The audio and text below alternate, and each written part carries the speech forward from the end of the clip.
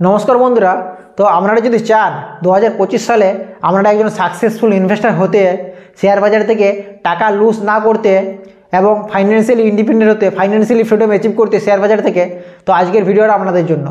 আজকের ভিডিওতে আমি 10টা বেসিক রুল নিয়ে আলোচনা করব।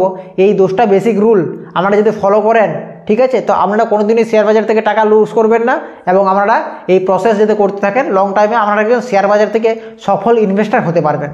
তো এই 10টা রুল কী কী? তো রুল নাম্বার ওয়ান হচ্ছে আপনি শেয়ার বাজারে সেই টাকায় ইনভেস্ট করুন যে টাকার আপনার পরবর্তী 3 থেকে 5 বছর সেই টাকায় প্রয়োজন নেই। রুল নাম্বার 2, কোনো রকম টাকা ধার করে বা লোন নিয়ে, যেটাকে আমরা বোরোয়িং মানি বলি, তো ধার করে বা লোন নিয়ে আপনি শেয়ার বাজারে ইনভেস্টমেন্ট করবেন না। আপনার যদি নিজের ক্যাপিটাল থাকে তবে আপনি সেই নিজের ক্যাপিটালই শেয়ার বাজারে ইনভেস্ট করুন। রুল নাম্বার 3, কোনো রকম এফএনও, ইন্ট্রাডে ট্রেডিং, এইসব ট্রেডিংয়ের প্রলোভনে পা দিবেন না। যারা আপনাদেরকে ইউটিউবে শেখায় এফএনও, ইন্ট্রাডে, তো তারা অলরেডি এফএনও বা ইন্ট্রাডে করে কোনো টাকা ইনকাম করতে পারে না। তাদের যে টাকা ইনকাম হয় সেটা ইউটিউবের ইনকাম থেকে।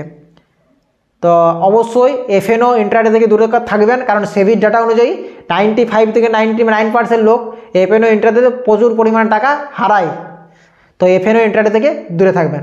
রুল নাম্বার 4, কোনো স্টকে ইনভেস্টমেন্ট করার আগে সেই স্টকের ফান্ডামেন্টাল, টেকনিক্যাল আর বিজনেস, এই 3টে জিনিস প্রপার অ্যানালাইসিস করে তবেই সেই স্টকে ইনভেস্টমেন্ট করবেন। অবশ্যই সেই স্টকের বটমে ইনভেস্ট করবেন, কোনোদিনও কোনো স্টকের হাই ভ্যালুয়েশনে গিয়ে ইনভেস্ট করবেন না, ঠিক আছে। তো অবশ্যই ফান্ডামেন্টাল, টেকনিক্যাল আর বিজনেস 3টে জিনিস প্রপার অ্যানালাইসিস করে তবেই কোনো স্টকে ইনভেস্ট করবেন। রুল নাম্বার 5, কোনো স্টকে আপনি আপনার টোটাল ক্যাপিটালের 5%-এর বেশি ইনভেস্ট করবেন না। মানে আপনার টোটাল ক্যাপিটাল যদি হয় 1 লাখ টাকা, তো একটা স্টকে আপনি ম্যাক্সিমাম 5,000 টাকা ইনভেস্ট করতে পারেন। তো এইভাবে আপনার পোর্টফোলিওতে মিনিমাম 20টা স্টকের পোর্টফোলিও থাকা উচিত, যাতে আপনার পোর্টফোলিওটা ডাইভার্সিফাই হয়ে থাকে।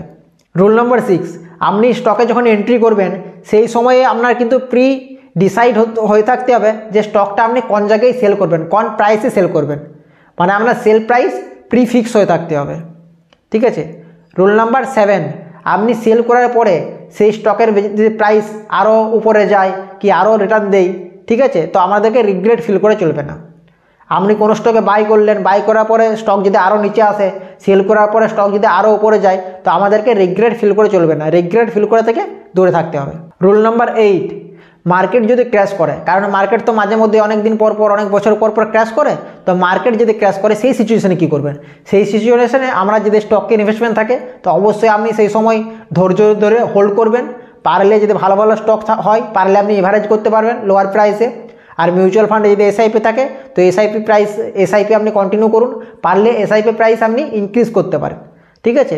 তো মার্কেট যদি ক্র্যাশ করে তো অবশ্যই আমাদেরকে সেই সময় হোল্ড করা উচিত, পারলে ইনভেস্টমেন্ট বাড়ানো উচিত। রুল নাম্বার 8 গেল। রুল নাম্বার 9 হচ্ছে আপনি যদি কোনো স্টক থেকে প্রফিট বুক করেন, তো প্রফিট বুক করার পরে সেই যে প্রফিট হলো সেই প্রফিটের টাকা আপনাকে রিইনভেস্ট করতে হবে। আপনি যদি আপনার টাকাকে কম্পাউন্ড করতে চান তো যে টাকাটা আপনি প্রফিট করছেন সেটাকে আপনাকে বাজারে আবার রিইনভেস্ট করতে হবে। আর রুল নাম্বার 10, আপনাকে শেয়ার বাজারকে অ্যাজ এ বিজনেস হিসেবে নিতে হবে। শেয়ার বাজারকে আপনি যদি বিজনেস হিসেবে নেন তো আপনি লং টাইমে শেয়ার বাজার থেকে ভালো প্রফিট গেইন করতে পারবেন। আপনি শেয়ার বাজার থেকে আপনার কেরিয়ারও তৈরি করতে পারবেন।